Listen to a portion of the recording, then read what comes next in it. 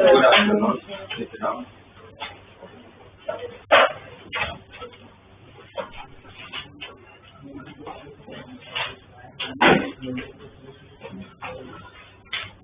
एक कोई डीपीपी 4 में डाउट?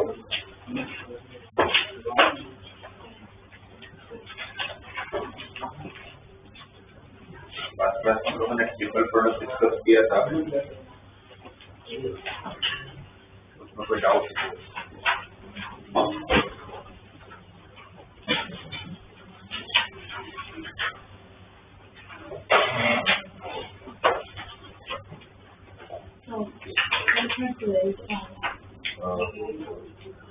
डीपीपी 4 का ए डॉट बी प्लस सी वाला, तो पहले तो क्रॉस प्रोडक्ट करोगे। जब क्रॉस प्रोडक्ट करोगे तो ए डॉट बी का सबसे पहले क्रॉस प्रोडक्ट होगा तो बी क्रॉस ए होगा, फिर जो बी क्रॉस बी होगा twice of B cross B हो तो 0 हो जाएगा, plus twice of B cross सी,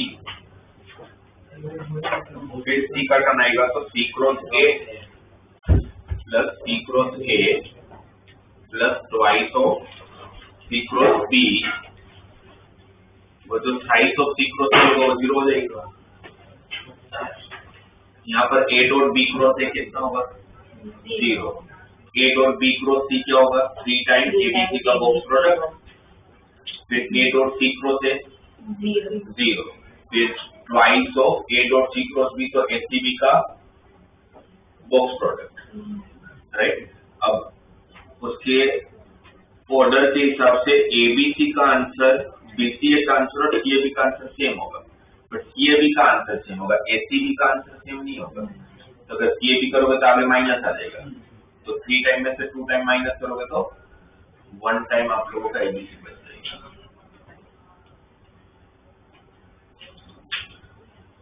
और कोई है तो बताओ जाओ।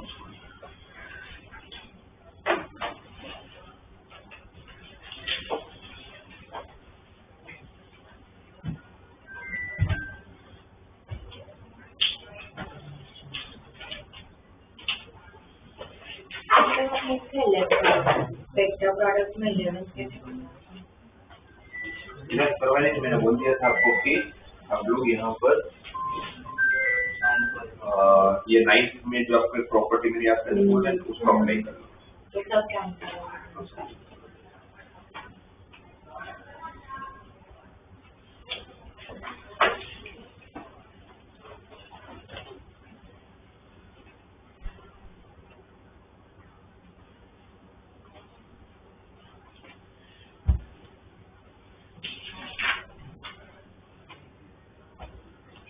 यहाँ पर क्योंकि वेक्टर के जो बेसिक कंसेप्ट है, क्रेजी लोकल ऑफ वेक्टर्स मुझे बताना है पर बाद में डिस्कस करते हैं, तो उससे पहले 3D डिस्कस करते हैं।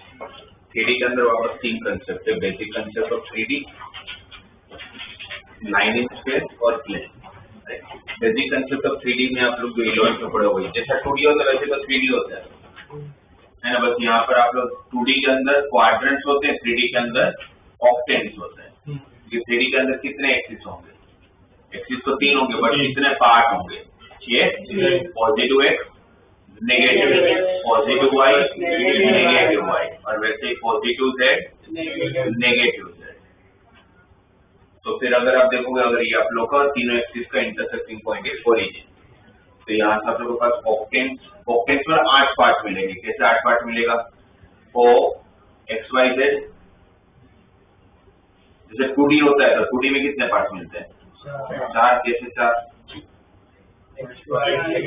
ओ एक्स वाई, ओ एक्स डैश वाई, अगर नेगेटिव को अगर एक्स डैश बोलता हूँ तो नहीं, यहाँ पर नेगेटिव को एक्स डैश बोल देते हैं, नेगेटिव को वाई डैश बोल देते हैं, नेगेटिव को जेड डैश बोल देते हैं। एक मिलेगा ओ एक्स डैश वाई, एक मिलेगा ओ एक्स डैश वाई डैश, और एक मिलेगा ओ एक्स वाई डैश। वैसे 3D में कितने मिलेंगे? एक होगा ओ एक्स वाई जेड, तीनों पॉजिटिव, एक होगा X negative Y Z positive, एक होगा X positive Z positive but Y negative, उसके बाद एक्स और जेड पॉजिटिव, सॉरी एक्स और Y positive but Z negative. एक ऐसा होगा, एक ऐसा होगा कि जिसमें दो नेगेटिव होंगे, X dash Y dash Z, और dash Y Z dash O X Y dash Z और एक होगा तीनों नेगेटिव। सही है। तो अगर कोई मुझे बोले कि एक पॉइंट है P ऑफ -1, -2, -3 तो कौन से प्लेन को बिलोंग करता है? तो क्या बोले? अच्छा 2D के अंदर क्वाड्रेंट्स होते हैं, 3D के अंदर ऑक्टेंट्स होते हैं। ऑक्टा इसलिए बिकॉज 8 पार्ट बन रहे हैं, राइट है ना। आप देखोगे तो टोटल कितने पार्ट बन गए? 8 पार्ट बन गए, राइट। अब यहाँ पर ये जैसे उसमें भी बोलते हैं XY प्लेन, वैसे यहाँ पर होगा XYZ प्लेन। XYZ प्लेन में भी कहाँ पॉजिटिव है कहाँ नेगेटिव है। तो अगर हमें पूछे कि -1, -2, -3 कौन से प्लेन में होगा तो कौन सा बोलो? O XZ YZ क्योंकि एक नेगेटिव बाकी दोनों पॉजिटिव, राइट। जैसे कोई भी पॉइंट कौन से प्लेन में होगा या तो कौन से ऑक्टेंट में होगा वो हमें पता चल जाएगा। डैश वाला जो पार्ट है वो नेगेटिव है और नॉर्मल जो लिखा है वो सारे पॉजिटिव। फिर यहाँ पर जैसे 2D में डिस्टेंस फॉर्मूला होती है वैसे यहाँ पर भी डिस्टेंस फॉर्मूला होता है। बस इसमें फर्क क्या होता है? यहाँ पे डिस्टेंस फॉर्मूला में Z भी आता है, x1 y1 z1 और x2 y2 z2, x1 y1 z1 और x2 y2 z2 इसके बीच का डिस्टेंस फॉर्मूला। तो AB equal to root of x1 minus x2 whole square plus y1 minus y2 whole square plus z1 minus z2 whole square, correct.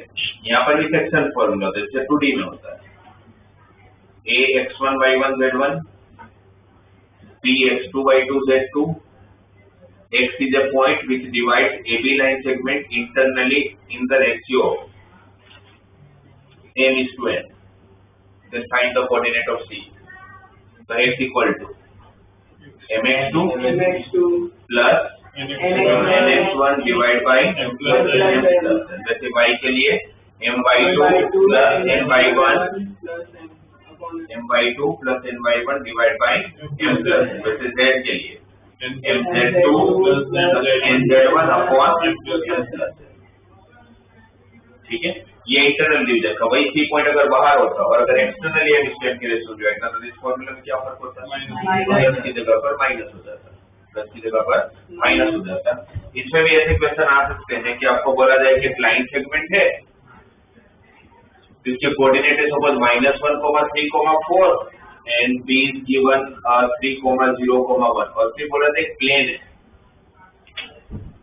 है जो इस line segment को divide कर रहा है। तो इसको ले लेते हैं XY प्लेन। जैसे आपको ऐसा बोल दिया कि XY प्लेन जो होगा वो इस AB लाइन सेगमेंट को कौन से रेशियो में डिवाइड करता होगा? XY जो प्लेन होगा वो इस लाइन सेगमेंट को कौन से रेशियो में डिवाइड करता होगा? तो XY प्लेन हम किसको बोलेंगे? वो X0।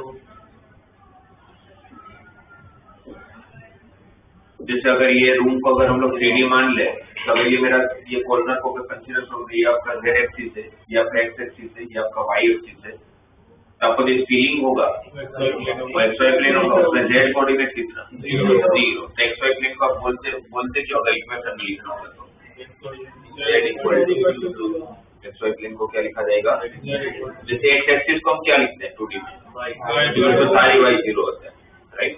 यहाँ पर XY प्लेन में Z होगा ही नहीं तो Z equal to 0, XZ plane में Y equal to 0, YZ plane में X इक्वल टू 0 और इस X एक्सिस को क्या लिखेंगे? Y equal to 0 equal to Z, क्योंकि Y भी 0 होगा Z भी 0 होगा, Y एक्सिस होगा तो X equal to 0 equal to Z और Z एक्सिस होगा तो X equal to 0 equal to Y। तब यहाँ पर जो क्वेश्चन है उसमें कैसा था कि मेरे पास एक लाइन सेगमेंट है AB और उसका एक प्लेन है, कौन सा प्लेन? XY प्लेन, वो कौन से रेशियो में डिवाइड करे पूछा गया है। तब 2D में क्या करते थे? जब क्वेश्चन आता है जब भी किसी का रेशियो फाइंड करो तो हम कैसे लेते हैं? K/1 का। जब भी रेशियो फाइंड करो तो हम क्या लेते हैं? हमेशा K/1, राइट। तो अगर K/1 का रेशियो अगर लेते हैं, समझ आ रहा है क्वेश्चन में? तो बढ़िए आप लोग एक लाइन सेगमेंट यहाँ पर एक प्लेन है, प्लेन उसको कट कर रहा है, कौन से रेशियो में कट कर वो आपको बताना है। एक प्लेन जो है वो K/1 के रेशियो में सबको डिवाइड कर रहा है। तो फिर अच्छा, और यहाँ पर XY प्लेन होने की वजह से हमें ये तो पता है कि इसका Z कोऑर्डिनेट को तो 0 नहीं तो डायरेक्टली Z को ही लेते हैं। तो Z को लेंगे तो क्या हो जाएगा? 1 into K plus 4 into 1 4 divide by k plus 1 is equal to 0 k equal to इसका क्या मतलब निकालोगे? XY प्लेन इस लाइन सेगमेंट को एक्सटर्नली डिवाइड कर रहा है कौन से रेशियो में? 4:1 वरना रेशियो कैसे नेगेटिव आ सकता है? तो रेशियो नेगेटिव का मतलब कि हमने जो एज्यूम किया कि वो इंटरनली डिवाइड कर रहा है, असम्पशन हमारा गलत है। रेशियो तो 4:1 का ही है, बट कौन से रेशियो पर कैसे डिवाइड कर रहा होगा? एक्सटर्नली डिवाइड कर रहा होगा, राइट। अब इस XY प्लेन की जगह पर सपोज YZ प्लेन होता तो किसको इक्वेट करते हैं? x equal to 0, मतलब x कोऑर्डिनेट को 0 के साथ इक्वेट कर लेते हैं। तो मतलब XY प्लेन XZ प्लेन ऐसा कुछ नहीं दिया, नॉर्मल आपको दिया है कि बैक प्लेन है 2x minus y plus 3z plus 5 equal to 0 plane होगा तो उसमें z भी होगा। ये प्लेन इसको कौन से रेशियो में डिवाइड कर रहा है? तो फिर हम क्या करेंगे? ये पॉइंट को C पॉइंट मानता हूँ, तो C पॉइंट का x कोऑर्डिनेट कितना होगा? 3k minus 1 upon k plus 1, फिर y कोऑर्डिनेट क्या होगा? k into 0 is 0 plus 3 into 1 is 3 by k plus 1 और z कोऑर्डिनेट क्या था? k plus 4 upon, और ये पॉइंट कहाँ लाई करता है? प्लेन के ऊपर, तो प्लेन को सेटिस्फाई करेगा फिर तो ये x की जगह पर y की जगह पर z की जगह पर पुट कर लूंगा तो मुझे किसकी वैल्यू मिलेगी? k की, अगर k की वैल्यू अगर पॉजिटिव मिली डिवाइड करें, k की वैल्यू अगर नेगेटिव मिली तो 2D में भी ऐसे ही करते थे, 3D में भी ऐसे ही करेंगे। 2D में अगर आप लोगों को किसी ट्राइंगल के तीनों कोऑर्डिनेट दिए हुए, मतलब यहाँ पर बेस के अंदर रहने वाले 3 पॉइंट की बात हो रही है, तो इसके अंदर x कोऑर्डिनेट भी होगा, y कोऑर्डिनेट भी होगा, z कोऑर्डिनेट भी होगा।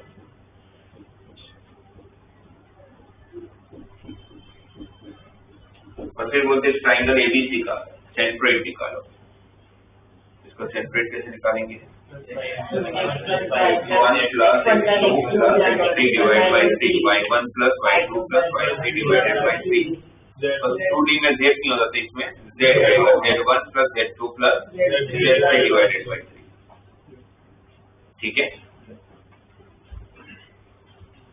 आपको बोला जाता है कि A पॉइंट से एंगल बाइसेक्टर है जो BC को D पॉइंट पर कट कर रहा है, जो BC को D पॉइंट पर कट कर रहा है, हमें उस AD का लेंथ चाहिए।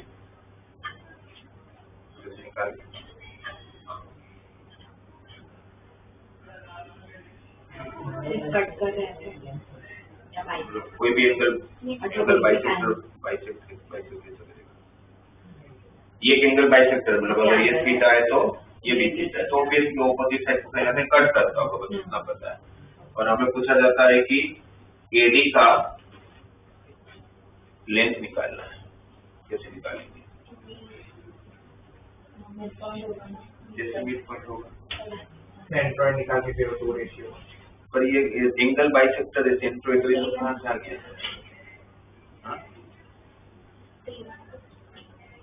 P1 is to P2 2D में होता है, और उससे भी एंगल बाइसेक्टर का इक्वेशन मिलता है, लेंथ तो फिर भी नहीं मिलता है। तो लेंथ की प्रॉपर्टी जो मैं आपसे पूछ रहा हूँ, ये इक्वेशन अगर 2D में होता है सपोज, ये छोड़ दे 6, 4 और 5 8, तो क्या करते हैं?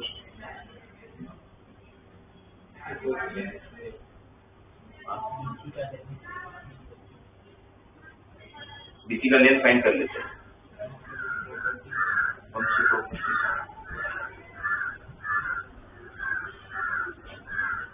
तो आप लोग 9th या शायद 8th स्टैंडर्ड में, पता नहीं कोई जूनियर स्टैंडर्ड में पढ़े हो आप लोगों की कैसी प्रॉपर्टी आती थी? हार्मोनिक नहीं यार, वो उतना एक आप लोगों को ये प्रॉपर्टी होती है, जूनियर सेक्शन में पढ़े हो, मैं तो पढ़ा था, आप लोगों को पता नहीं पढ़े ही होंगे कि अगर ये एंगल बाइसेक्टर है, अगर ये एंगल बाइसेक्टर है, इनका करस्पॉन्डिंग साइड का रेशियो, जैसे दो ट्राइंगल है, एक ABD और एक ACD, तो AB अपॉन AC का रेशियो उतना ही होगा जितना BD अपॉन CD का। ये प्रॉपर्टी नहीं पता आप लोगों को? बड़े होंगे, BPD थ्योरम जैसे बात था। तो AB अपॉन AC जो होता है उनका रेशियो उतना ही होगा जितना BD अपॉन CD होगा।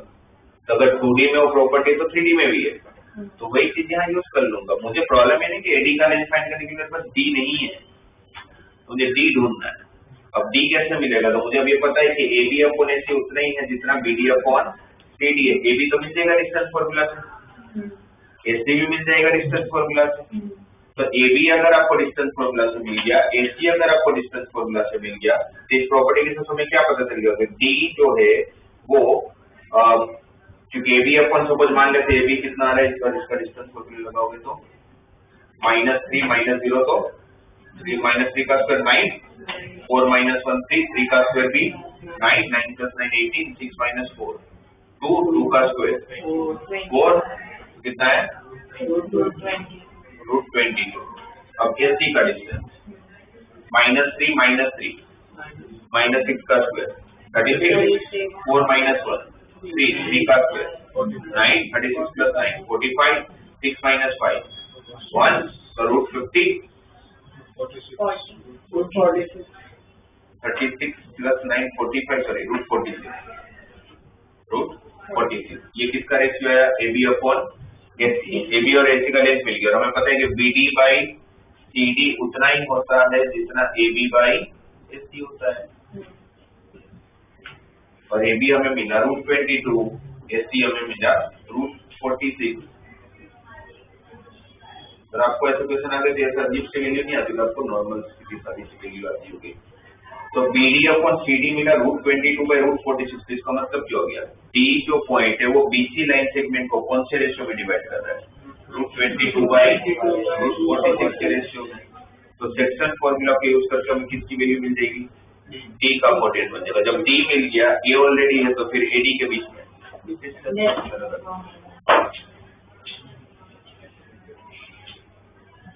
ठीक है।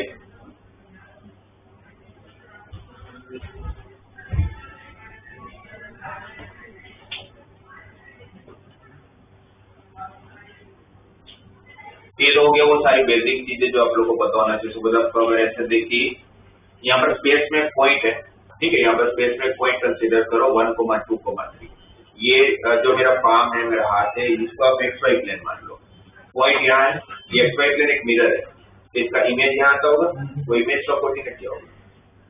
अगर ये 1, 2, 3 XY प्लेन है, यहाँ पर उसका इमेज है, ये XY प्लेन मिरर है, यहाँ पर इमेज आएगा, तो इस इमेज का कोऑर्डिनेट 1, 2, 3 का यहाँ पर कोऑर्डिनेट क्या हो जाएगा? 1, 2, -3 है ना? सही है। क्योंकि अगर आपको कहीं पर भी कुछ कंफ्यूजन लगे ना, तो आपको कुछ नहीं करना, 2D में देखने का। जैसा 2D होता है वैसे ही 3D होता है, तो उनके कंसेप्ट बदल जाएगा, बस एक इंक्रीज हो रहा है।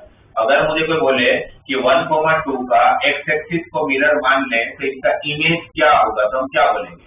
1, जब आप एक्स एक्सिस को मिरर मान रहे हो, तो एक्स में कोई चेंज नहीं होता, चेंज किसमें होता है? वाई। वैसे वाई को अगर मैं मिरर मानूंगा तो इसका इमेज क्या होगा? -1, तो वाई को मिरर माना तो वाई में तो चेंज ही नहीं हुआ, चेंज किस में हुआ? एक्स में। तो सेम अगर एक्स वाई प्लेन को मिरर मानोगे तो किस में चेंज नहीं होगा? एक्स और वाई में चेंज नहीं होगा, चेंज किस में होगा? जेड। वो भी डिस्टेंस तो सेम होने की वजह से साइन बदल जाएगा, है ना? वाई जेड प्लेन अगर मिरर मानता तो वाई जेड सेम होता, एक्स का कोऑर्डिनेट का साइन चेंज होगा, प्लस होगा तो माइनस हो जाएगा, माइनस होगा तो प्लस हो जाएगा, ठीक है। तो आप जैसा 2D में करते वैसे 3D में करना है, कुछ भी अलग नहीं करना आप लोग को। ये बेसिक चीजें।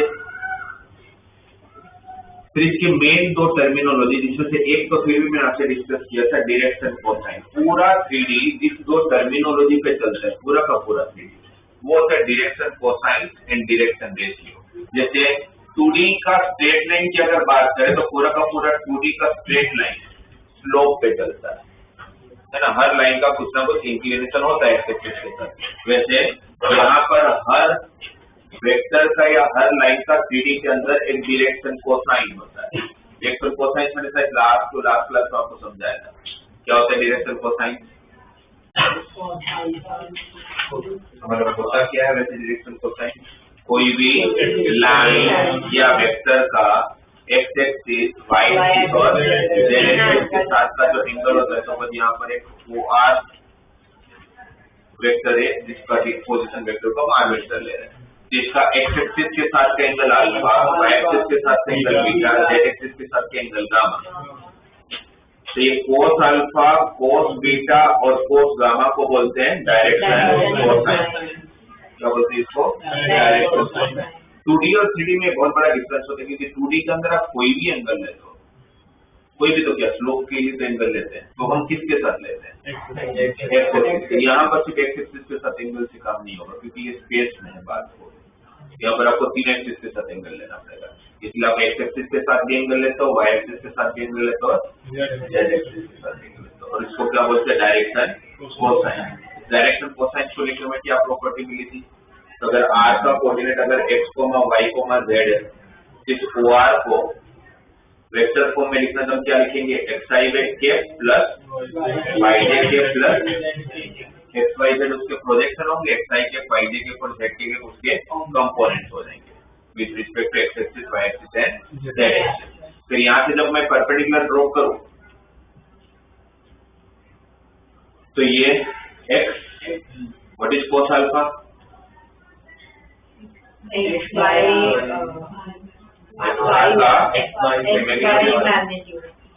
कलेन को क्या बोलोगे? आर का मैग्नीट्यूड।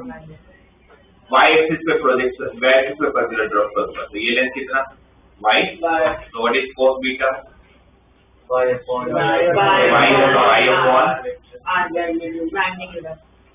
उसी तरह से जब हम z एक्सिस पे परपेंडिकुलर ड्रॉप करेंगे, जो मैं यहाँ पर ड्रॉ करके तो नहीं दिखा सकता, तो थोड़ा विजुलाइज करोगे तो इसी के पैटर्न की सबसे cos गामा भी क्या आता होगा? z upon. तो x equal to magnitude of r into cos alpha, y equal to, अच्छा ये x, y और z है क्या? प्रोजेक्ट। क्या है? इसका मतलब ये हुआ कि अगर ऐसे दिया जाए कि एक वेक्टर है जिसका लेंथ है 5 यूनिट, जो एक्स एक्सिस के साथ 30 डिग्री बना रहा है, उसका प्रोजेक्शन बताओ, तो इसको यूज कर लूंगा। उसका मैग्नीट्यूड 5 यूनिट दिया, लेंथ 5 है और एक्स के साथ 30 डिग्री मतलब 5 इंटू। अगर मुझे पूरा वेक्टर ना भी पता हो, बट मुझे उस वेक्टर का अगर एक्स वाई जेड एक्सिस के साथ का एंगल पता हो और उस वेक्टर का लेंथ पता हो, तो भी मैं प्रोजेक्शन निकाल सकता हूँ, है ना? लेंथ पता और उसका एक्स एक्सिस के साथ, वाई एक्सिस के साथ और जेड एक्सिस के साथ एंगल पता हो, तो भी हम लोग किसी का भी प्रोजेक्शन निकाल सकते हैं। अब ये जो एक्सल के प्रोजेक्शन निकालने के और एक कंसेप्ट मिल गया। अब ये जो एक्स वाई जेड की वैल्यू अगर इसको यहाँ रख दिया जाए, इसको अगर यहाँ रखोगे तो तीनों में से क्या कॉमन निकलेगा? आर का मैग्नीट्यूड, अंदर क्या रहेगा? cos alpha into I cap plus cos beta into J cap plus cos gamma into J cap. और ये r का मैग्नीट्यूड अगर दूसरी तरफ जाएगा तो वेक्टर अपॉन उसका magnitude r cap, vector upon उसका मैग्नीट्यूड क्या हो जाएगा? Unit vector. तो r कैप क्या हो गया हमारे पास? cos alpha into I cap plus cos beta into J cap plus cos gamma into J cap. और अगर ये यूनिट वेक्टर है, इसका मैग्नीट्यूड 1 होगा। 1 होगा तो किसको 1 होना पड़ेगा? cos square alpha plus cos square beta plus cos square gamma को 1 होना पड़ेगा। cos अल्फा को नॉर्मली डिनोट किया जाता है L से। cos अल्फा को क्या बोलते हैं? L। cos बीटा को M और cos गामा को M। तो हमें जो प्रॉपर्टी मिल रही है वो ये मिल रहा है कि L square plus M square plus N square हमेशा किसके बराबर होता है? 1 के बराबर। किसी भी लाइन या वेक्टर का डायरेक्शन कोसाइन का स्क्वायर का एडिशन हमेशा किसके बराबर होता है? 1 के बराबर। फिर इसके रिलेटेड आप लोगों को क्वेश्चन फ्रेमिंग ऐसे हो सकते हैं, इसको तुम यूज करेंगे क्वेश्चन में जब भी जरूरत पड़ेगी। तो फिर ऐसे भी हो सकता है कि भाई एक वेक्टर है या एक लाइन है 3D के अंदर जो एक्स वाई जेड के साथ अल्फा बीटा गामा एंगल बना रहा है, then find the value of cos 2 alpha plus cos 2 beta plus cos 2 gamma. बोलेंगे इसकी वैल्यू निकाल दे। तो अल्फा बीटा गामा क्या है? एक्स वाई जेड एक्सिस के साथ बनाया गया एंगल। तो फिर आपको अगर ये प्रॉपर्टी नहीं पता तो आपसे बनेगा। अगर ये प्रॉपर्टी पता और ट्रिग्नोमेट्री की फॉर्मूला आती है तो what is cos 2 alpha?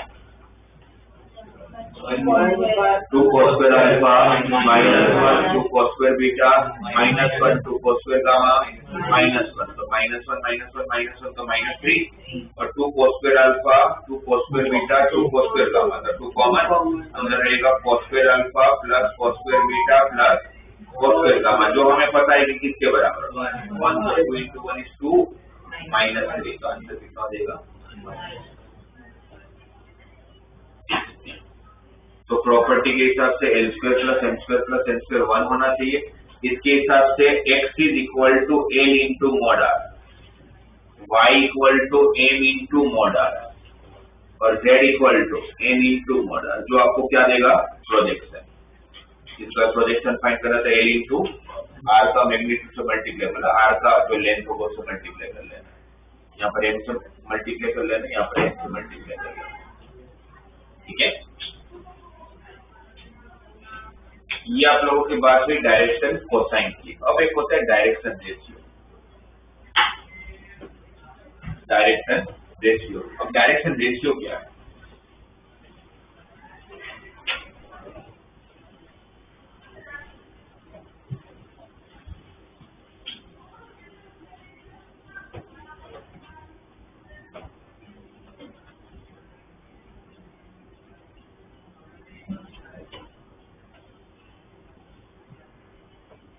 Direction cosine के बाद डायरेक्शन रेशियो।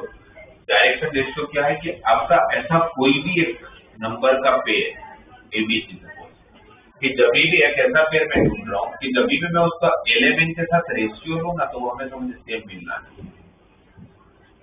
ऐसा कोई भी नंबर सिस्टम का पेयर जो ट्रिपलेट या तो बोल सकते हो कि जिसका एलिमेंट के साथ जब रेशियो लोगे तो वो हमेशा सेम मिलना चाहिए। रेशियो भले कुछ भी मिले बट सेम मिलना चाहिए। जैसे कि अगर कोई लाइन का या कोई वेक्टर का डायरेक्शन रेशियो और डायरेक्शन कोसाइन अगर 1/2, 1/3 और 1/4 है, मैं ऐसे ही बता रहा हूँ समझाने के लिए, ये सही नहीं होगा क्योंकि L square plus M square plus N square 1 नहीं आ रहा है, तो ये सही नहीं है, बट मैं आपको समझाने के लिए दे रहा हूँ कि अगर एलिमेंट मतलब आप ऐसे एलिमेंट देंगे जिनका स्क्वायर का एडिशन 1 आता होगा, ठीक है, फिर आपको बोले थे कि इसका डायरेक्शन रेशियो बताओ, जिस लाइन की हम बात करें उस लाइन का डायरेक्शन रेशियो। तो डायरेक्शन रेशियो क्या है? A/L equal to B/M equal to C/L। तो मुझे एक ऐसा पेयर ढूंढना है या ऐसे जितने भी पॉसिबल पेयर ढूंढना है कि जब भी एलिमेंट के साथ रेशियो लिया जाए तो आंसर क्या आना चाहिए? सेम आना चाहिए। तो कोई बोलेगा कि सर वो डायरेक्शन रेशियो 1/2, 1/3, 1/4 ही खुद है, तो मुझे एग्री करना पड़ेगा, उसको मना नहीं कर सकता क्योंकि 1/2 के साथ इसका रेशियो लोगे तो 1 आएगा, 1/3 के साथ इसका रेशियो लोगे तो 1/4 के साथ इसका रेशियो लोगे तो 1 आएगा ना, तो रेशियो सेम होना चाहिए, तो सेम ही तो आ रहा है। फिर कोई बोले कि नहीं सर ये डायरेक्शन रेशियो मुझे नहीं लेना है, मुझे लेना है 1, 2/3 और 1/2, तो भी सही है क्योंकि 1/1/2 कितना हो जाएगा रेशियो 2, 2/3 upon 1/3 2, 1/2 upon 1/4 2, ये भी सही है। कोई बोलेगा नहीं सर मुझे ये भी नहीं लेना है, मुझे लेना है 3/2, 1 और 3/4, ये भी सही है। 3/2 के साथ इसका रेशियो लोगे तो 3 आएगा, 1 के साथ लोगे तो 3 आएगा, है ना, और 3/4 के साथ लोगे तो भी 3 आएगा, ये भी सही है। जैसे कितने डायरेक्शन रेशियो होंगे? इनफाइनाइट। कितने डायरेक्शन रेशियो होंगे? किसी भी लाइन या वेक्टर का डायरेक्शन कोसाइन यूनिक होता है, कुछ एक से ज्यादा नहीं हो सकता है, कुछ एक ही लाइन 10-15 एंगल तो बनाएगा, बट किसी भी लाइन के डायरेक्शन रेशियो इनफाइनाइट होता है। और वो सारे के सारे डायरेक्शन रेशियो किसके मल्टीपल में होते हैं? उन्हीं के डायरेक्शन कोसाइन के मल्टीपल में होते हैं। कंडीशन क्या है? AB से एक ऐसा पेयर है कि जिसका एलिमेंट के साथ रेशियो लोगे तो रेशियो सेम आना चाहिए, और रेशियो भले फिर कुछ भी आए, तो बस मैं रेशियो को K ले लेता हूँ। अगर मैं रेशियो को अगर K ले रहा हूँ तो मेरा A क्या हो जाएगा? LK, B क्या होगा? MK और C क्या होगा? NK। और कंडीशन के साथ हमें ये तो पता है कि L square plus M square plus N square को किसके इक्वल होना है? 1। अगर L square plus M square plus N square को होना तो what is L? A/K, A square by K square plus B square by K square plus C square by K square को क्या होना है? 1। क्या कॉमन है तीनों में से? K स्क्वायर 1/K स्क्वायर, सामने मल्टीप्लाई करूंगा तो K square equal to K square plus B square plus C square. तो k इक्वल टू प्लस और minus root of A square plus B square plus C square, right. ये k की value अगर रखूंगा मैं यहाँ पर तो मेरा l क्या आ जाएगा, a upon root of A square plus B square plus C square plus और माइनस m क्या आएगा, minus B upon root of A square plus B square plus C square, और n क्या होगा, प्लस और minus D upon root of A square plus B square plus C square. इससे क्या पता चला हमें कि अगर किसी भी लाइन का डायरेक्शन रेशियो दे दिया जाए और डायरेक्शन कोसाइन फाइंड करना, डायरेक्शन रेशियो दिया है मतलब क्या दिया हुआ आपको, ए बी और सी के लिए। आपको ऐसा नहीं होने वाला कि डायरेक्शन कोसाइन देंगे और डायरेक्शन रेशियो ढूंढने को बोले, क्योंकि डायरेक्शन रेशियो एक नहीं होता, इनफाइनाइट होता है, तो वो ढूंढने नहीं पूछेंगे। पर आपको डायरेक्शन रेशियो दे के डायरेक्शन कोसाइन पूछ सकते हैं कि वो तो यूनिक होता है। अच्छा बोलो तो सर यूनिक का है, तो दो है प्लस और माइनस, वो दो इसलिए है बिकॉज आपका मूवमेंट जो है एंगल का क्लॉकवाइज भी हो सकता है और एंटी क्लॉकवाइज हो सकता है, इसलिए वो दो दिख रहे हैं, राइट। अदरवाइज वो दो नहीं है। तो L is equal to plus minus A upon root of A square plus B square plus C square, right. आपको बोलेंगे कि एक्यूट एंगल बना रहे हैं तो फिर हम प्लस वाला लेंगे, L क्या है, कोस अल्फा है ना, और अगर बोलेंगे ऑब्ट्यूज एंगल बना रहा है तो माइनस वाला लेंगे, है ना, कोस फिर नेगेटिव होगा, राइट। ये समझ आया। अब ये जो एबीसी, अगर ये कोई भी नॉर्मल पॉइंट ही होगा ना, एबीसी कैसा पॉइंट है कि जो एलिमेंट के साथ रेशियो ले रहे हैं तो सेम दे रहा है। इसको अगर वेक्टर फॉर्म में लिखोगे आप, इस एबीसी पॉइंट को, तो आप क्या लिखोगे, ए आई के प्लस बीजे के प्लस सी के,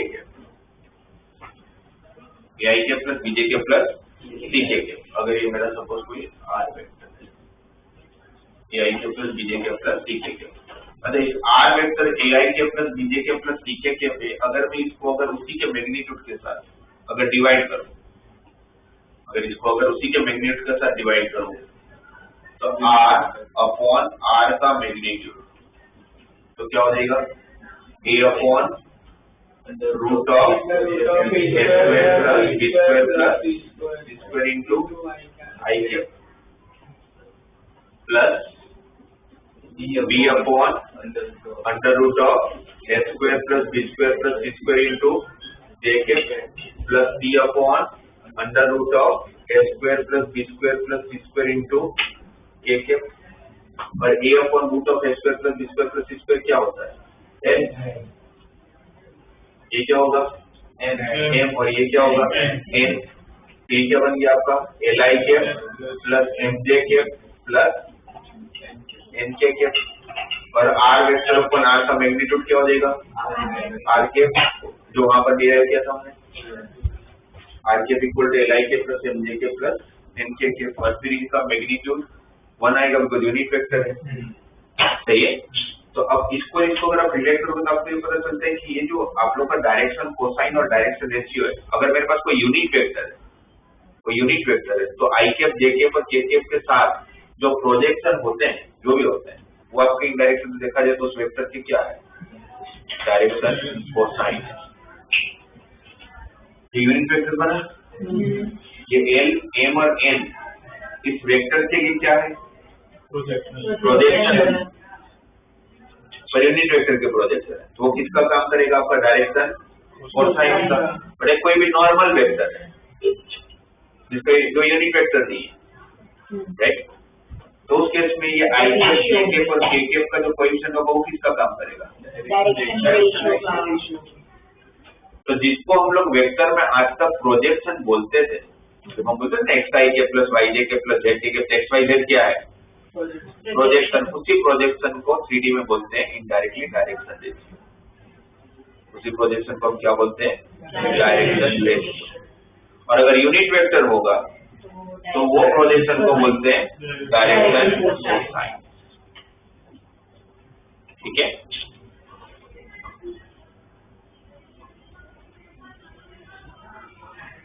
तो फिर अब मेरे पास अगर दो वेक्टर है, सपोज R1 एक वेक्टर है A1 I cap plus B1 J cap plus C1 K cap, और एक R2 वेक्टर है A2 I cap plus B2 J cap plus C2 K cap, और मुझे इन दोनों वेक्टर के बीच में एंगल फाइंड करना है।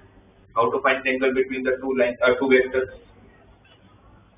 क्या होता है? cos theta equal to R1 dot R2 divided bye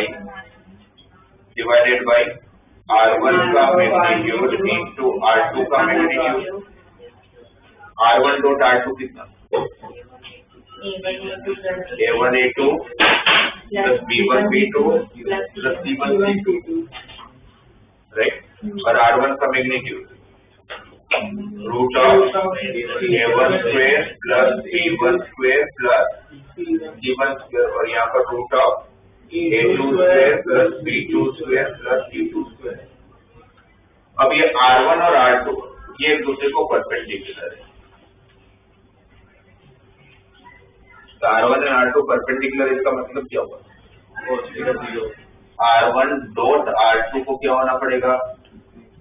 मैं दो वेक्टर अगर पर्टिकुलर तो उनका डॉट प्रोडक्ट क्या आता है? 0। उनका डॉट प्रोडक्ट ये रहा, और इसका डॉट प्रोडक्ट अगर करते हो आप इसका, या फिर अगर R1 particular R1 dot R2 0 कब होगा? जब cos थीटा खुद ही 0 होगा। थीटा 90 है ना, तो cos 90 को क्या होना पड़ता होगा? 0। तो अगर cos 90 अगर 0 होगा तो फिर यहाँ पर 0 किसको होना पड़ेगा? A1 A2 plus A1 B2 plus C1 C2 को क्या होना पड़ेगा? 0। ये शायद आप लोग 10 में से 9.5 क्वेश्चन यूज करने वाले, मतलब ऑलमोस्ट सारे क्वेश्चन यूज करने वाले। क्या कंडीशन मिली कि कभी भी दो लाइन या दो वेक्टर 3D के अंदर अगर परपेंडिकुलर है तो कौन सी कंडीशन को सेटिस्फाई करेगा? दोनों लाइन का डायरेक्शन रेशियोज का प्रोडक्ट का सम 0 होने वाला है। A1 B1 C1 क्या है इसमें? डायरेक्शन रेशियो 3D के हिसाब से A2 B2 C2 क्या है? हमने क्या किया? दोनों के डायरेक्शन रेशियोज का प्रोडक्ट का सम कर दिया, और किसके बराबर आ रहा है? राइट। और उसी तरह से अगर R1 is parallel with R2, R1 और R2 पैरेलल है, R1 और R2 पैरेलल, तो दोनों के बीच में क्या रिलेशन होगा? दोनों में से कांस्टेंट का डिफरेंस होगा। पैरेलल में क्या होता है ना, क्रॉस प्रोडक्ट तो जाने की जरूरत ही नहीं है, मतलब ठीक है क्रॉस प्रोडक्ट भी 0 होगा, स्केलर ट्रिपल प्रोडक्ट भी 0 होगा, बट इसको करना क्यों है? राइट, जब दो वेक्टर पैरेलल हो या कोलिनियर हो तो दोनों के बीच में से किसका डिफरेंस होगा? इसका कि R1 vector is equal to R2 vector. तो R1 क्या है? A1 I cap plus B1 J cap plus C1 K cap equal to K into A2 I cap plus B2 J cap plus C2 K cap. दोनों तरफ अगर आप I cap के coefficient को अगर इक्वेट करते हो तो A1 कितना मिल रहा है? A2। B1 कितना मिल रहा है? KB2। और C1 कितना मिल रहा है?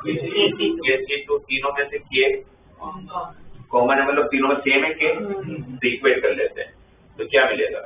A1 by A2 equal to B1 by B2 equal to B1 by C2 equal to K। तो पैरेलल की कंडीशन क्या हमने? डायरेक्शन रेशियो का प्रोपोर्शन सेम होना चाहिए। अगर दो वेक्टर या दो लाइन अगर एक दूसरे को पैरेलल है 3D के अंदर, तो कैसे पता चलेगा? उनका डायरेक्शन रेशियो का रेशियो सेम आना चाहिए। उनका डायरेक्शन रेशियो का रेशियो, जैसे A1 B1 C1 direction ratio, A2 B2 C2 भी, तो A1 by A2 equal to B1 by B2 equal to. अरे जो भी पढ़ा रहे हो सब कुछ पढ़ा चुका हूं, हमने वेक्टर में देख ही चुके। बस ये है कि जिसको आप लोग आज तक प्रोजेक्शन बोलते तो वो अब यहाँ पर क्या बोला जाने वाला है? ठीक है।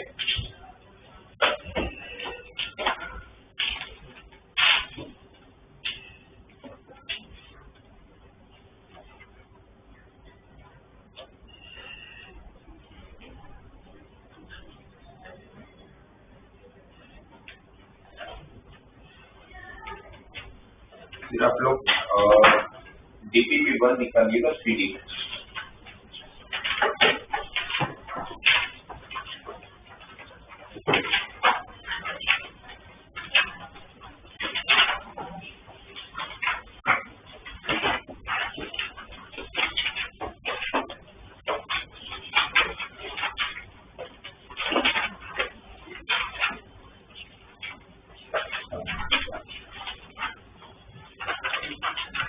अच्छा एक चीज और बताओ ठीक है डिफिट वन डिस्कस करो उससे पहले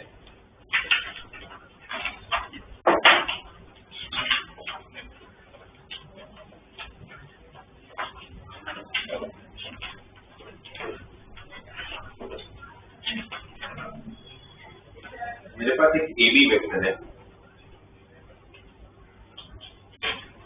ए का कोऑर्डिनेट दिया हुआ है 1, 2, 3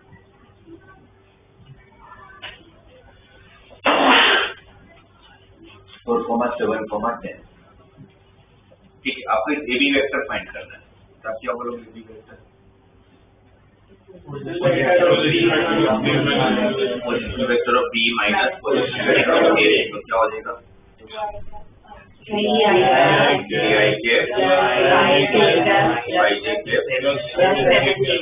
इसको अगर इसका पोजीशन वेक्टर लिखना है ए पॉइंट का बी का पोजीशन वेक्टर उस पर्टिकुलर पोजीशन का वेक्टर फॉर्म क्या होगा और पूरा लाइन को अगर देखे तो ये हो गया तो ये जो 3, 5 और 7 है वो 3D वेक्टर के हिसाब से क्या है 3D के हिसाब से क्या है 3D के हिसाब से क्या है डायरेक्शन इसका कि कोई भी अगर लाइन सेगमेंट इसको अपने लाइन की तरफ अगर ट्रीटमेंट दो तो किसी भी लाइन का अगर मुझे डायरेक्शन रेशियो फाइंड करना तो मुझे क्या करना पड़ेगा टर्मिनेटिंग पॉइंट में से इनिशियल पॉइंट को सब्ट्रैक्ट कर लूंगा तो मुझे क्या मिल जाएगा डायरेक्शन रेशियो मिल जाएगा सही है और उनका स्क्वायर का एडिशन अगर 1 आए तो डायरेक्शन रेशियो में किसमें कन्वर्ट हो जाएगा सही है अब उस डीपीपी का फर्स्ट क्वेश्चन तो डीपीपी का फर्स्ट क्वेश्चन में आपको बोला है कि prove by using the distance formula वैसे इसका डिस्टेंस फॉर्मूला बोला है बट थोड़ा डिस्टेंस फॉर्मूला से आपको नहीं पूछेंगे अच्छा डिस्टेंस फॉर्मूला से पूछ के लिया तो आप उस फर्स्ट क्वेश्चन को आपको प्रूव करना है आपको क्या लगता है कितने अलग अलग मेथड है मेरे पास 3 पॉइंट को कोलिनियर प्रूव करना है तीनों पॉइंट के कोऑर्डिनेट दिए हुए डिटरमिनेंट 2D में होता है ना 3D में तो वॉल्यूम हो जाएगा एक तो डिस्टेंस फॉर्मूला अगर तीनों अगर कोलिनियर है तो इसका लिखिए AB अगर AB से अगर कोलिनियर है तो इसका मतलब क्या होगा AB का डिस्टेंस प्लस BC का डिस्टेंस इक्वल टू AC का डिस्टेंस ये अगर बीच में ये नहीं पता है कि कौन पहले होगा कौन बाद में होगा तो अगर ऐसा हुआ था AC प्लस CB का डिस्टेंस AB के बराबर होगा मतलब कोई भी दो का डिस्टेंस इक्वल होना चाहिए सही है यहाँ पर अगर फाइंड करें तो AB का PQ मतलब इसमें PQ दिया तो PQ का डिस्टेंस क्या होगा 1 माइनस ऑफ -1 तो 2 का स्क्वायर 4 2 माइनस ऑफ -1 तो 3 का स्क्वायर 9 3 माइनस ऑफ -1 तो 60 और 4 का स्क्वायर 16 16 प्लस 4 20 तो रूट 29 है QR -1 -3 -4 का स्क्वायर 16 -1 -5 -6 का स्क्वायर 36 -1 -7 -8 का स्क्वायर 64 हो जाएगा रूट ऑफ 116 करेक्ट 116 को अगर 4 से डिवाइड करोगे तो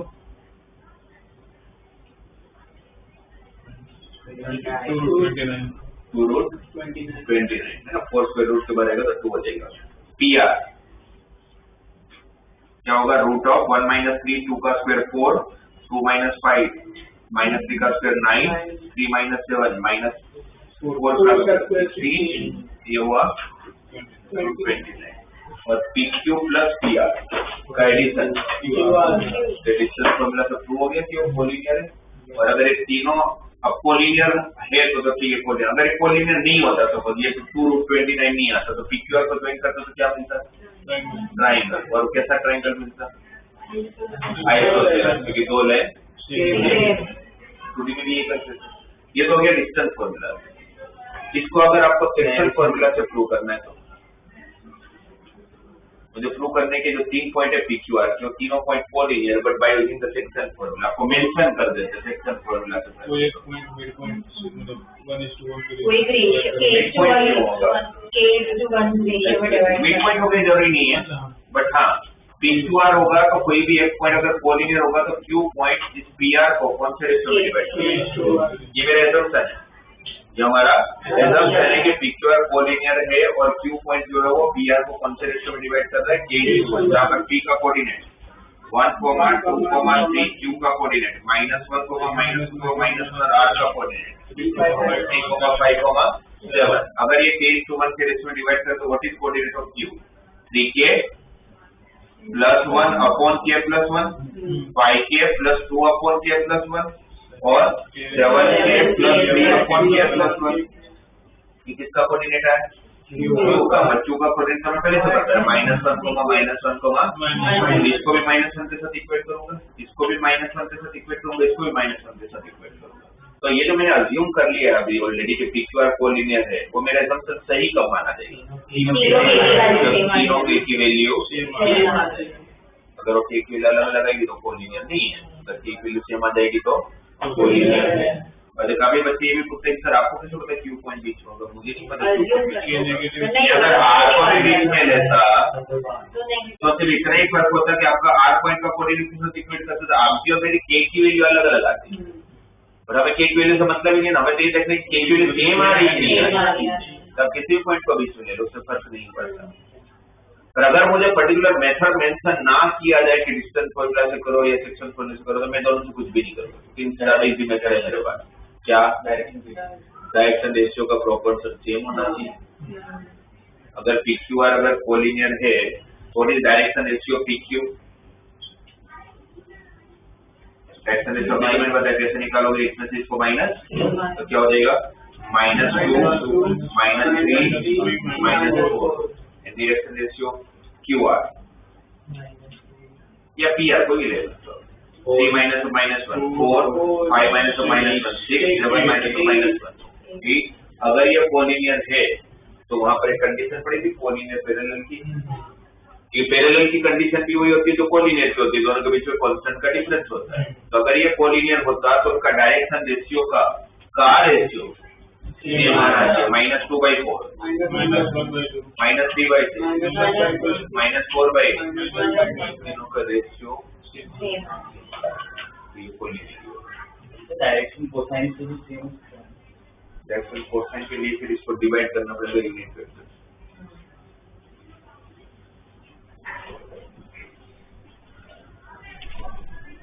फिर इसका आप लोग सिर्फ मुझे मेथड बता दो, इसका सेकंड क्वेश्चन में क्या करोगे? Determine the point in xy plane which is equidistant from these 3 points। आपको xy plane का एक पॉइंट ढूंढना है जिसका इस तीनों पॉइंट से डिस्टेंस सेम है।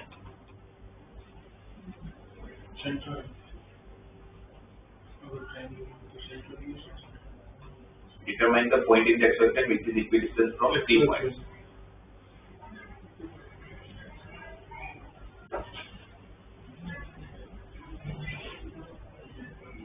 क्या करोगे? मतलब कोई पॉइंट पहले तो पॉइंट अज्यूम करोगे आप लोग, तो इस पॉइंट से वो पॉइंट कहाँ है? क्या लोगे इसका coordinate? x, y, 0।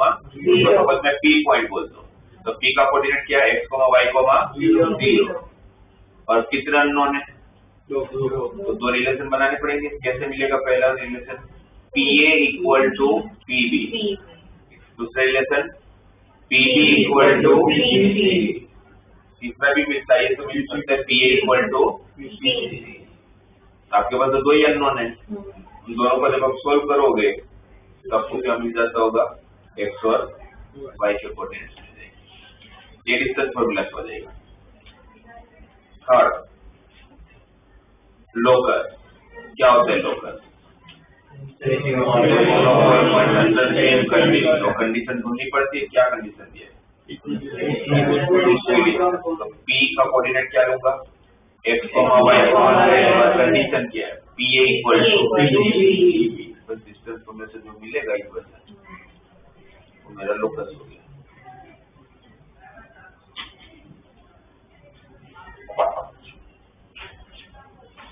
Fourth, find the coordinate of the point equidistant from these 4 points। आपको एक पॉइंट ढूंढना है जिसका इस चारों पॉइंट से डिस्टेंस हमेशा सेम होना चाहिए। तो यहाँ पर भी क्या करना पड़ेगा, P point बच्चों पर लेंगे, चार इक्वेशन है ना। तो वो x, y, z ले लिया, तो P पॉइंट का O से डिस्टेंस जितना होगा उतना ही, तो PO equal to PA, PO equal to PB, PO equal to PC। तीन अननोन है। वैसे ये जिस तरह से पॉइंट है उस तरह से दिख रहा है कि वो पॉइंट क्या होने वाला है, इक्वेशन ना A/2, B/2 और C/2।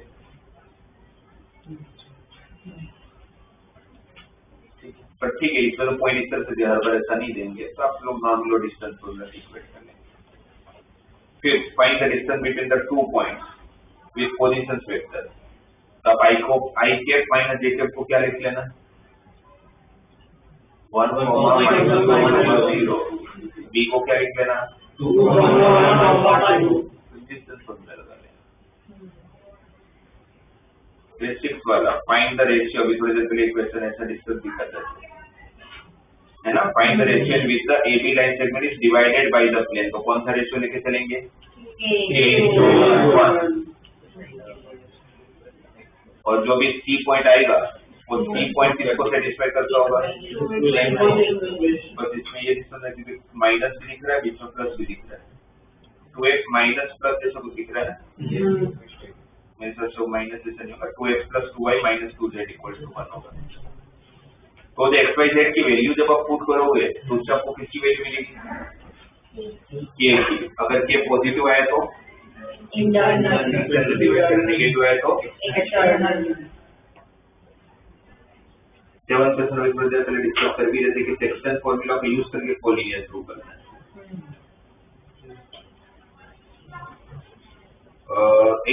Given that PQ are there, find the ratio with the Q divides PR. तो तीनों पॉइंट दिया तो डायरेक्ट रेशियो मिल जाएगा PQ1 कैसे। 9 find the coordinate of the point which is trisect the line segment AB। Trisect कर रहा है मतलब A और B के बीच में कितने पॉइंट्स होंगे, 2 पॉइंट। A और B के बीच में कितने पॉइंट्स होंगे, 2 है ना।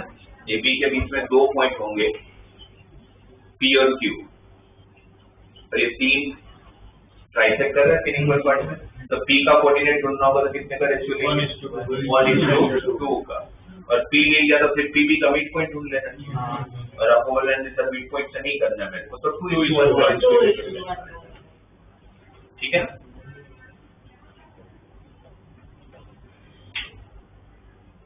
फिर 10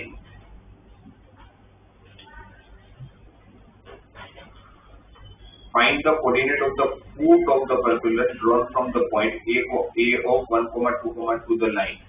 आपको अब 3D के अंदर फुट ढूंढने के लिए बोला है, कैसे ढूंढेंगे, -2 × ax1 + bx2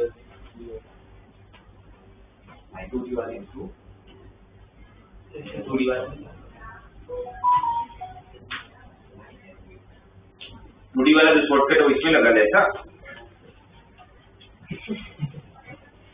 वो तो लगेगा। 2D का लाइन और 3D का प्लेन वो सेम होते हैं, तो लाइन के ऊपर फुट ढूंढना है।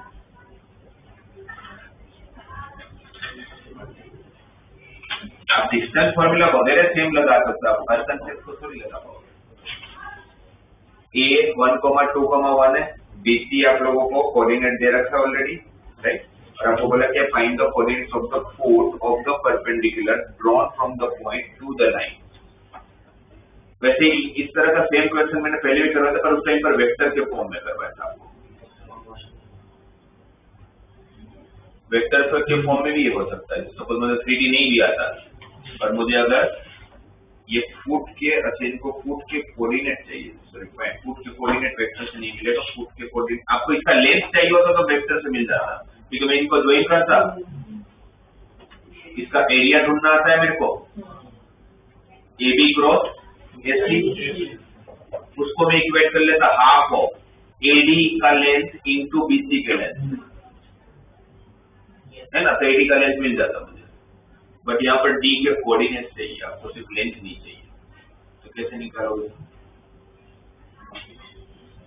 सोचिए। BC का इक्वेशन आप बनाना बना नहीं पाओगे क्योंकि आपको आता नहीं होगा, पढ़े ही नहीं आप लोग। तो अभी तक असाइनमेंट में दिया तो इक्वेशन के बिना भी निकल जाता होगा। तो 3D के लाइन की इक्वेशन बनाने कहाँ जानते हो आप? तो मुझे डी पॉइंट चाहिए,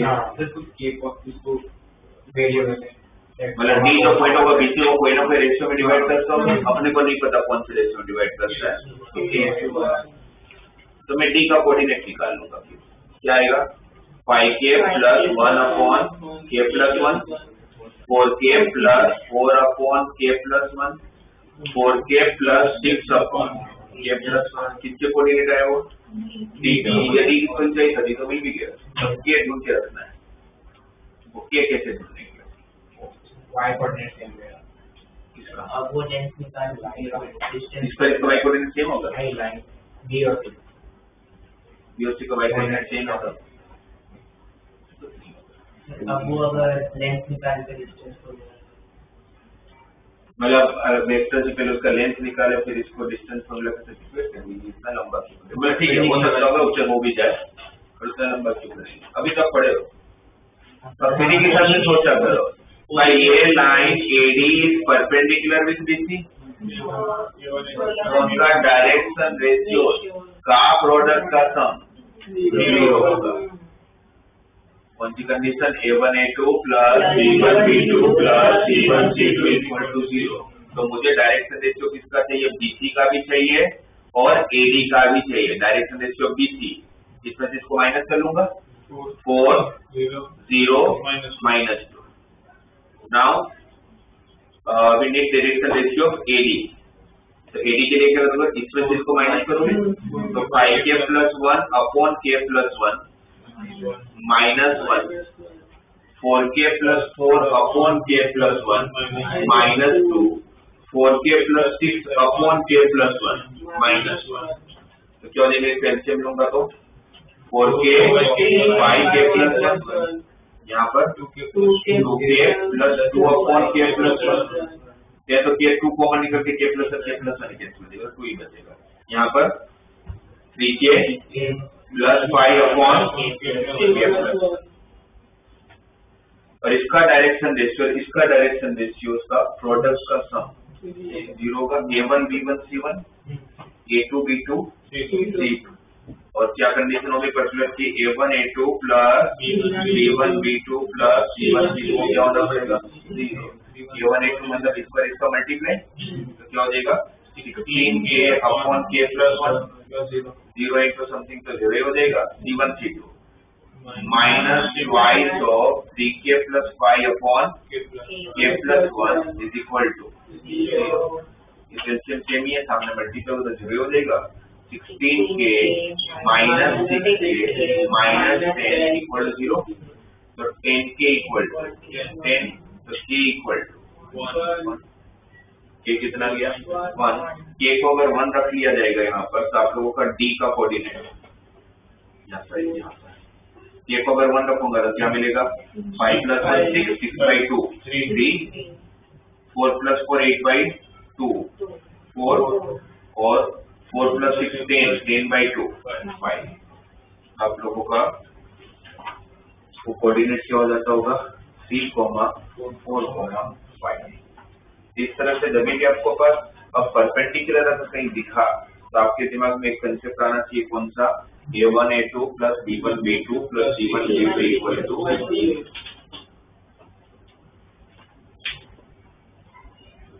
11।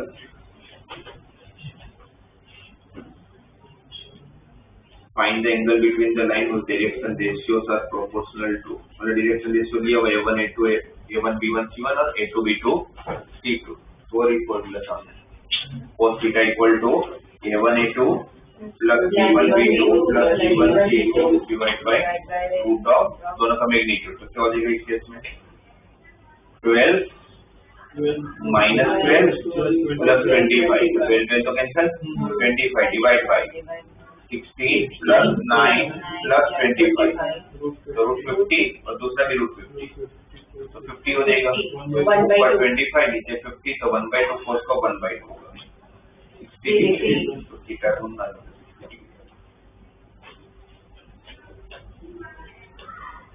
फिर दूसरे में एक ट्राइंगल दिया हुआ है, उसके तीनों कोऑर्डिनेट दिए हुए हैं P, Q और R, और आपको Q के पास बनने वाला एंगल ढूंढना है। तो कौन किसका डायरेक्शन रेशियो चाहिए होगा? PQR ट्राइंगल में मुझे अगर एंगल PQR ढूंढना है तो मुझे किसका डायरेक्शन? PQR और डायरेक्शन रेशियो मिलेगा कैसे? Coefficient of Q minus coefficient of P, और फिर cos थीटा वाली फॉर्मूला।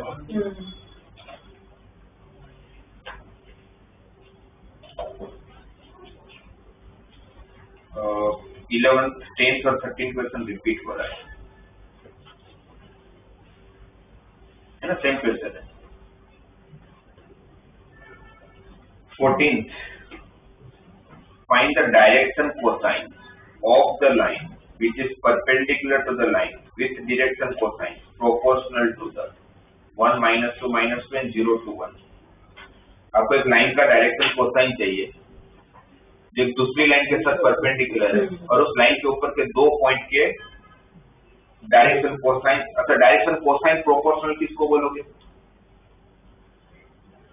डायरेक्शन रेशियो की कंडीशन क्या होती है? आपका एक ऐसा पेड़ कि जिसके एलिमेंट के साथ रेशियो नहीं होता। जब आप दो रेशियो को इक्वेट करते हैं, दो से ज्यादा रेशियो को इक्वेट करते हैं, तो उसको क्या बोलते हैं? प्रोपोर्शन। पूरा चैप्टर होता है रेशियोज एंड प्रोपोर्शन। इसका कि आप डायरेक्शन कोसाइन का प्रोपोर्शनल बोला है तो इनडायरेक्टली एबीसी की बात कर रहे हैं। डायरेक्शन रेशियो बोलेंगे या डायरेक्शन कोसाइन प्रोपोर्शनल बोलेंगे, दोनों का मतलब एक ही है। तो यहाँ पर आपको डायरेक्शन रेशियो यूज करने की जगह पर उन्होंने क्या यूज किया है? Direction cosine proportional. तो 1 minus 2 minus 2 और 0 to 1 क्या है? उस लाइन के ऊपर होने वाले दो पॉइंट के डायरेक्शन रेशियो। और आपको उस क्वेश्चन में ढूंढना क्या है? उससे जो परपेंडिकुलर होगा उसका डायरेक्शन रेशियो। कैसे निकालें?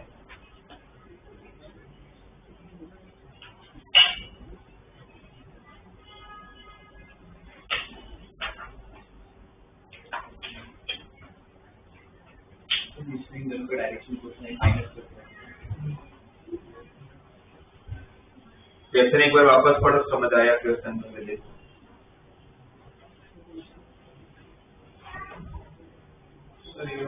A1 A2 plus A1 A2 वाले फॉर्मूला लगाएंगे और बाद में माइनस कर देंगे, मतलब माइनस cos थीटा करेंगे।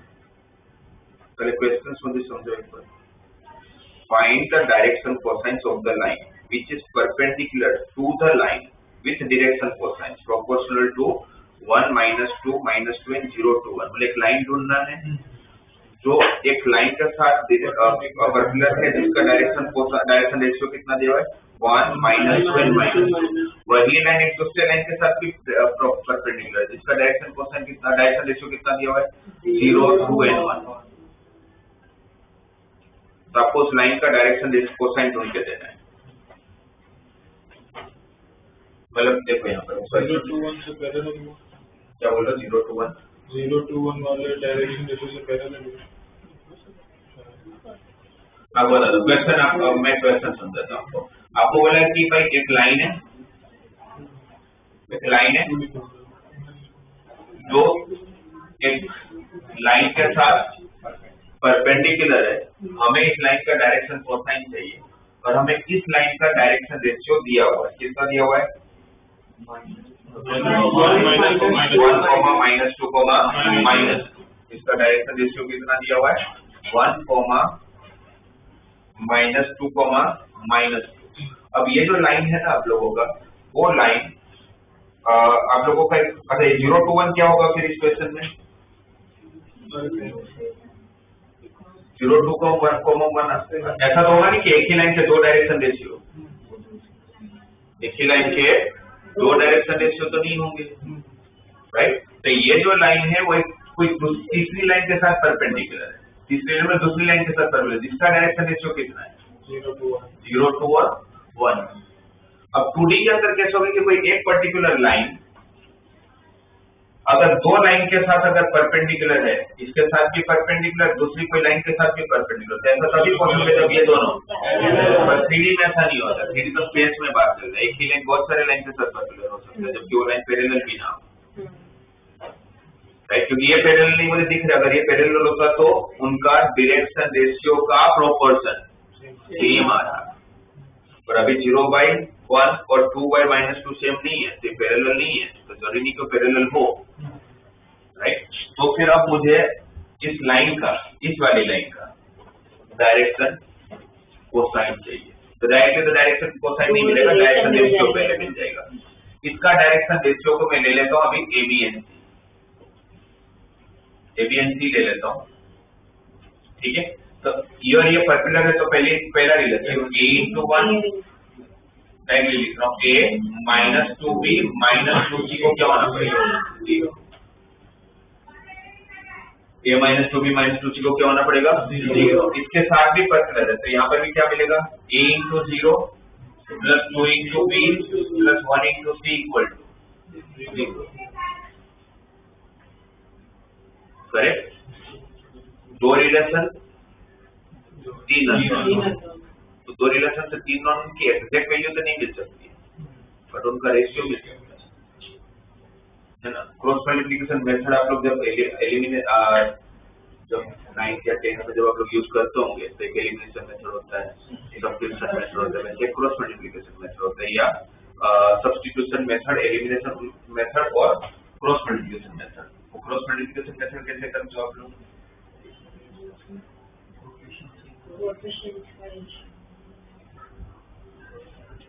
कैसे करते हैं? आपके पास वेरिएबल कौन कौन है? क्रॉस मल्टीप्लिकेशन मेथड वाला डिटरमिनेंट होता है, डिटरमिनेंट आप कैसे सोल्व करते हो? क्रॉस मल्टीप्लिकेशन करते हो, जब आप कोई बोले क्रॉस मल्टीप्लिकेशन मेथड, तो cross multiplication method and determinant is the same method. क्या करेंगे इसमें? कौन कौन से वेरिएबल है? ABC के क्वेश्चन 1 - 2 -2 0 2 1 and 1।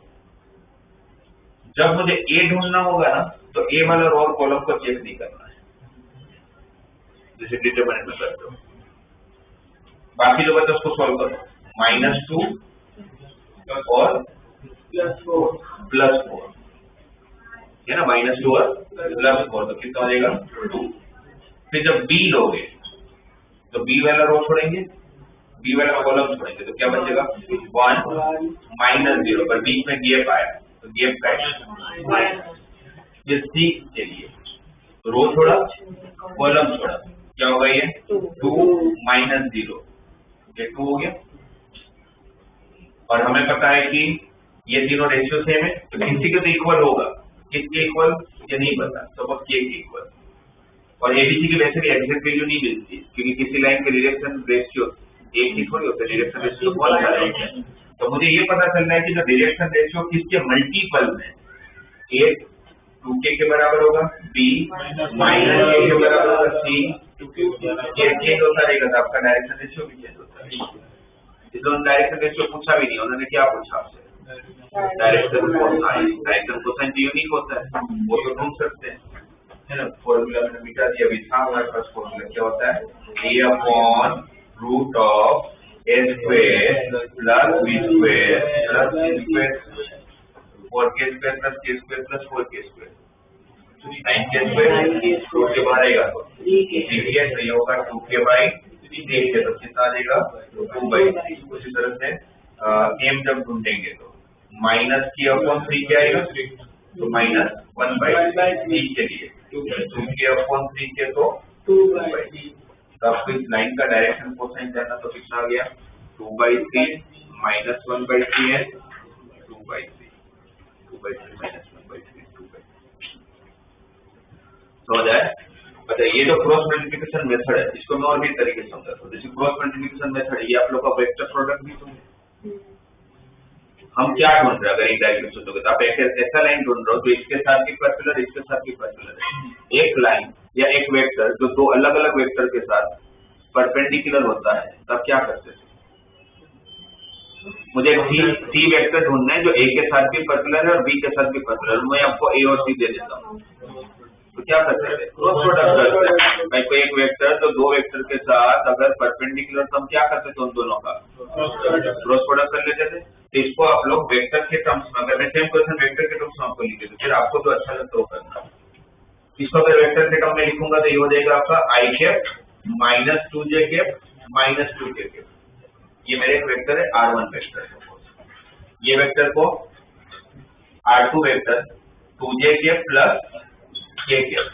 अब मुझे एक R3 वेक्टर चाहिए, वो R3 वेक्टर R1 के साथ भी पर्टिकुलर है और R3 वेक्टर R2 के साथ भी पर्टिकुलर है। तो मुझे क्या करना चाहिए, R1 cross R2, R1 cross R2 जो होगा वो भी तो R1 के साथ और R3 के साथ R2 के साथ पर्टिकुलर होगा। तो R1 और R2 का cross product I cap J cap के कैप 1 -2 -2 0 2 और 1। अच्छा, R3 और R1 क्रॉस R2 के बीच में क्या रिलेशन होगा? R1 क्रॉस R2 और R3 के बीच में क्या रिलेशन होगा? पैरेलल होंगे। क्या होंगे? पैरेलल होंगे। तो पहले ये R1 क्रॉस R2 ढूंढ लेता है। आई कैप के साथ क्या आएगा? -2 माइनस माइनस प्लस 4, तो 2 आई कैप। जे कैप के साथ क्या आएगा? 1 माइनस, चूंकि कैप का भी आएगा ना माइनस, फिर के कैप के साथ क्या आएगा? 2k। और R3 वेक्टर क्या है? k times R1 cross R2। और आपको पूछा क्या है? Direction cosine. डायरेक्शन कोसाइन मतलब क्या? Unit vector. और पैरेलल वेक्टर्स होंगे तो सबका यूनिट वेक्टर तो सेम ही होगा। यूनिट वेक्टर क्या रिप्रेजेंट करता है? डायरेक्शन। अगर दोनों पैरेलल तो दोनों का डायरेक्शन तो इसका जब मैं यूनिट वेक्टर ढूंढ लूंगा तो मुझे क्या मिल जाएगा? डायरेक्शन कोसाइन मिल जाएगा। तो इसका यूनिट वेक्टर ढूंढ लेता हूं, R1 क्रॉस R2 का। R1 क्रॉस R2 का यूनिट वेक्टर। तो क्या करोगे? इसको किससे डिवाइड करोगे? मैग्नीट्यूड के साथ। और क्या है इसका मैग्नीट्यूड? 3 4 + 1 + 4 9 का स्क्वायर रूट 3। अलग अलग करोगे तो 2/3 2/3 आई कैप माइनस 1/3 जे कैप प्लस 2/3 जे कैप। तो इस केस में आई कैप जे कैप और के कैप के साथ जो कोएफिशिएंट होगा इसका काम करेगा डायरेक्शन कोसाइन। यूनिट वेक्टर है ना, यूनिट वेक्टर में आई कैप जे कैप और के कैप का कोएफिशिएंट डायरेक्शन कोसाइन बनता है और नॉर्मल वेक्टर में डायरेक्शन डिरेक्शन बनता है। तो वेक्टर से भी कैलकुलेशन कर सकते हैं। और आप नॉर्मल 3D का भी कंसेप्ट लगा सकते हो। 14 15 K में 16।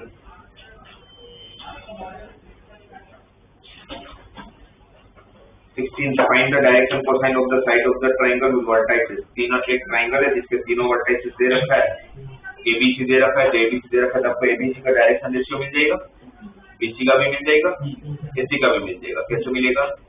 AB के लिए B में से A को माइनस कर लूंगा और डायरेक्शन रेशियो मिल गया तो उसको किससे डिवाइड कर लेंगे? Root of a square plus b square plus c square. तो क्या मिल जाएगा? तीनों साइड का डायरेक्शन कोसाइन जो आपको ढूंढने को बोला। और फिर एंगल भी ढूंढना है तो एंगल के लिए भी फॉर्मूला cos थीटा है ना। तो तीनों साइड के बीच का एंगल भी मिल जाएगा।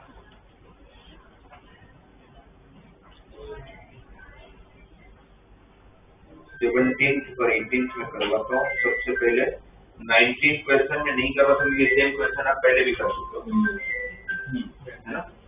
19th क्वेश्चन इसके पहले वेक्टर में भी आया था। तो वेक्टर से आपको आता है तो फिर क्यों 3D से करना है? वैसे 3D और वेक्टर एक तरह से एक ही चीज है ना। आप आज तक जिसको आप प्रोजेक्शन को देखो डायरेक्शन कोसाइन 20 वाला प्रूव करना है। Sign square alpha plus sign square beta plus sign square gamma, alpha beta gamma तीनों साइड के साथ का एंगल है। तो आपके क्या प्रॉपर्टी होती है? cos square alpha plus cos square beta plus cos square gamma equal to 1। तो साइन स्क्वायर अल्फा को क्या लिखूंगा? 1 minus cos square alpha, sine square beta को 1 minus cos square beta, sine square gamma को 1 minus cos square gamma 1 + 1 + 1 3 minus हो minus common लोगे तो अंदर क्या बचेगा? cos square alpha plus cos square beta plus cos square gamma जो 1 है तो 3 - 1 = 2 जो प्रूव करना था। 21 find the right the direction cosine of a line parallel to z axis. z axis के साथ जो लाइन पैरेलल होगा उसका डायरेक्शन कोसाइन।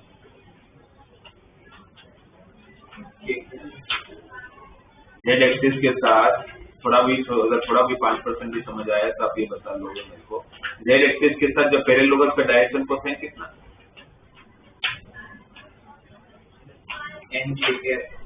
वो नंबर आएगा बस, ये क्या कुछ नहीं आता। डायरेक्शन कोसाइन ढूंढ लो जो नंबर आता होगा। क्या डायरेक्शन कोसाइन हमेशा 3 में होता है, जैसे ए बी सी। 1 क्या होता है?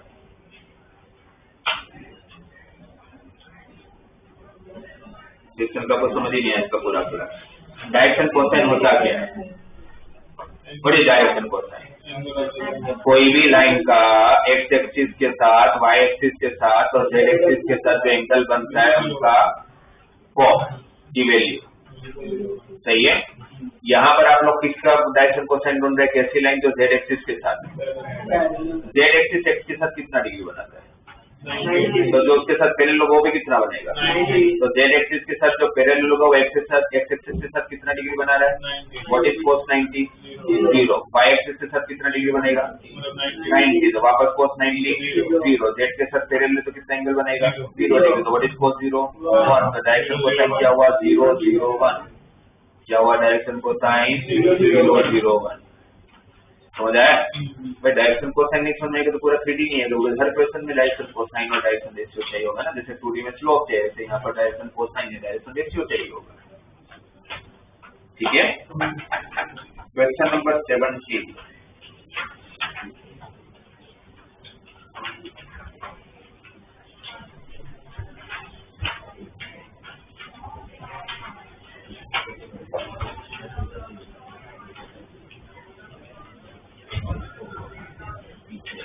तो 17 क्वेश्चन जो है अभी 2024 और 2025 के जेडब्ल्यू में भी पूछा गया। सिर्फ नंबर 3 से सेम टू सेम इसका 17 क्वेश्चन क्या बोला है, और मैक्सिमम बच्चों से बना नहीं था क्वेश्चन। आप देर ध्यान से देखो question.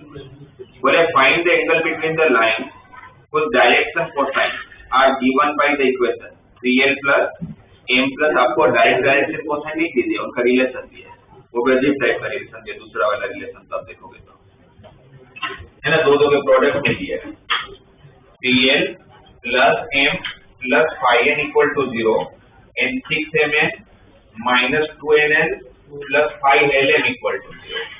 Find the angle between the line whose direction cosines are given by this equation। ठीक है। अब हम क्या करेंगे इसमें? भाई मुझे डायरेक्शन कोसाइन मतलब दो लाइन के बीच में अगर एंगल फाइंड करना तो मुझे या तो डायरेक्शन कोसाइन चाहिए तो डायरेक्शन रेशियो चाहिए। हमारे पास ये दो रिलेशन है और इसमें कितने अननोन है? 3।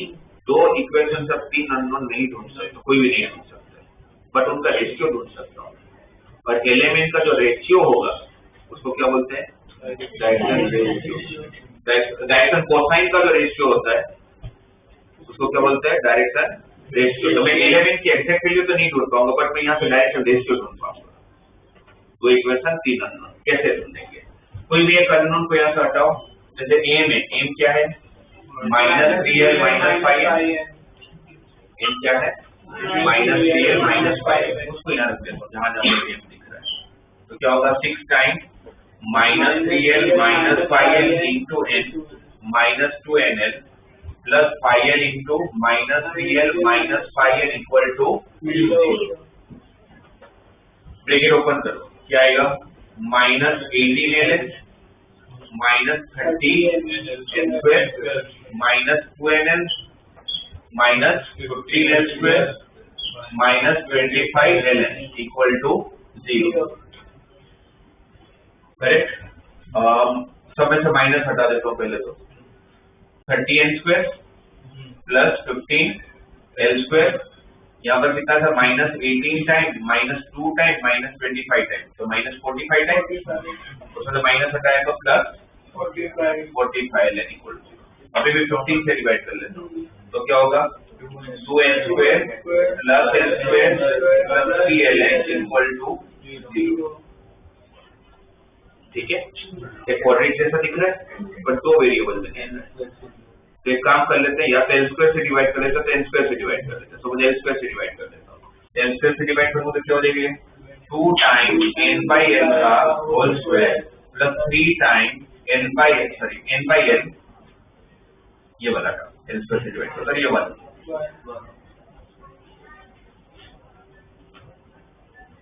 ठीक है, थोड़ा सिंपल करने के लिए n by n को t ले लेते हैं, तो क्या हो गया 2t square plus 3t plus 1 equal to 0। Factors निकल जाएंगे और इसके फैक्टर 2t प्लस 1 है t प्लस 1, तो t इक्वल टू -1/2 और t इक्वल टू -1। t मतलब कौन, n by l, तो n by l equal to -1/2, n by l equal to -1/2, तो n equal to -l/2, n equal to -l/2। अब अगर l, m और n को अगर हम उनका रेशियो ले, एलिमेंट का रेशियो लेगा मतलब डायरेक्शन रेशियो पता कर रहे हैं। n किसके टर्म में है, l के टर्म में, n किसके टर्म में है, l के टर्म में, राइट। तो मतलब मैं क्या ट्राई करूंगा कि m को भी किसके टर्म में लेके आ जाऊं, l के टर्म में, जिससे l हट जाए, तो उसको कैसे लाऊंगा, ये रिलेशन था, इसके जगह पर n की जगह पर क्या रखूंगा, -l/2, तो -3l - 5l/2, तो हो जाएगा m equal to -3l plus 5l/2, l से लूंगा -l/2, ये किसकी वैल्यू आई, m की वैल्यू आ गई -l/2 और ये l, ये रेशियो कितना आ गया 1:-1/2 ये जो मिला ये फर्स्ट लाइन का डायरेक्शन रेशियो, ये क्या मिला आपको, फर्स्ट लाइन का डायरेक्शन रेशियो। दूसरे लाइन का डायरेक्शन रेशियो के लिए इसको यूज करता हूँ, t इक्वल टू -1 मिला था, मतलब n/l इक्वल टू -1, तो n इक्वल टू n की जगह पर अगर -l रखा तो minus plus 5l -3l 2l, तो m कितना है 2l, तो l is to m is to n, l ऐसे ही m to l n minus l, तो 1 is to 2 is to minus, ये दूसरे लाइन का डायरेक्शन रेशियो है। दोनों लाइन का डायरेक्शन रेशियो मिल गया, तो फिर दोनों लाइन के बीच में एंगल फाइंड करने की formula cos theta equal to a1 into a2 1 b1 into b2 -1 c1 into c2 plus 1/2 divide by दोनों का मैग्नीट्यूड, 1 का square 1 plus 1/4 plus 1/4, 1 plus 1/4 plus 1/4, तो 1 प्लस 1/2 तो √3/2 है ना, और यहाँ पर 1 का स्क्वायर प्लस 2 का स्क्वायर √6 कितना हो जाएगा, यहाँ पर 1 और 1 कैंसिल हो जाएंगे, और यहाँ पर 1/2, और ये दोनों को एक साथ लिख सकता हूँ, दोनों रूट में ही तो है, तो √9 ना, तो 1/6 cos theta 1/3, what is theta, दोनों लाइन जिसकी बात करते हैं तो उसके बीच का एंगल कितना होगा, cos इनवर्स 1/3। तो इस तरह के क्वेश्चन आपको करना पड़ेगा।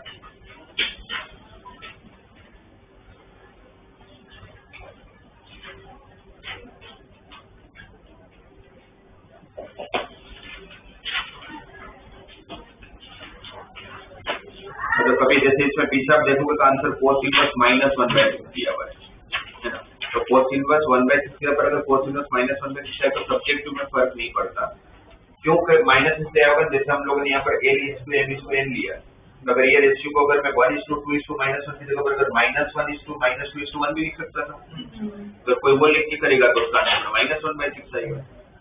इसलिए मैग्नीट्यूड से माना कि अगर ऑब्जेक्ट होगा तो ऑप्शन से पता चली जाएगा, है ना, दोनों में कोई एक ही दिया होगा, या तो cos इनवर्स 1/6 देंगे या तो cos इनवर्स -1/6, सब्जेक्टिव में तो पूछेंगे नहीं, पर अगर पूछ लिया तो दोनों में से कोई भी लिख दिया होगा तो सही माना जाएगा। तो समझ आ गया, आपको मेथड अप्लाई करोगे, है ना, एक अच्छा क्वेश्चन है। ठीक है, इसका 18 सेशन हम नेक्स्ट क्लास में डिस्कस करते हैं, पहले इसको गो थ्रू करिए।